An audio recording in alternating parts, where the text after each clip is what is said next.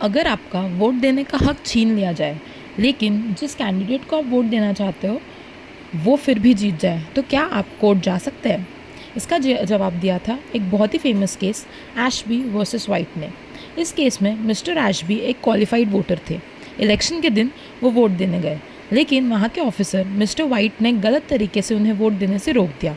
बाद में जिस कैंडिडेट को एशबी सपोर्ट कर रहे थे वो इलेक्शन जीत गया। अब सवाल था, क्या इलेक्शन रिजल्ट पर कोई फ़र्क ही नहीं पड़ा तो क्या एशबी को कोर्ट से कोई रेमेडी मिलनी चाहिए? हाउस ऑफ लॉर्ड्स ने कहा बिल्कुल मिलनी चाहिए। कोर्ट ने कहा कि यहाँ बात इलेक्शन रिजल्ट की नहीं, लीगल राइट की है। वोट देना एशबी का लीगल राइट था और जब उस राइट को बिना वजह छीना गया तो उसका लीगल राइट का वायलेशन हुआ है। इसी प्रिंसिपल को कहते हैं इंजूरिया साइन डैमनम। इसका मतलब है लीगल राइट का वायलेशन हुआ है चाहे आपको कोई एक्चुअल नुकसान या पैसों का लॉस ना हुआ हो। इसका अपोजिट होता है डैमनम साइन इंजूरिया, जहाँ नुकसान तो होता है लेकिन कोई लीगल राइट वायलेट नहीं होता। ऐसे केस में आमतौर पर रेमेडी नहीं मिलती। इस जजमेंट ने एक बहुत इंपॉर्टेंट प्रिंसिपल इस्टेब्लिश किया, उबी जस इबी रेमेडियम, यानी कि जहाँ राइट है वहाँ रेमेडी भी होगी।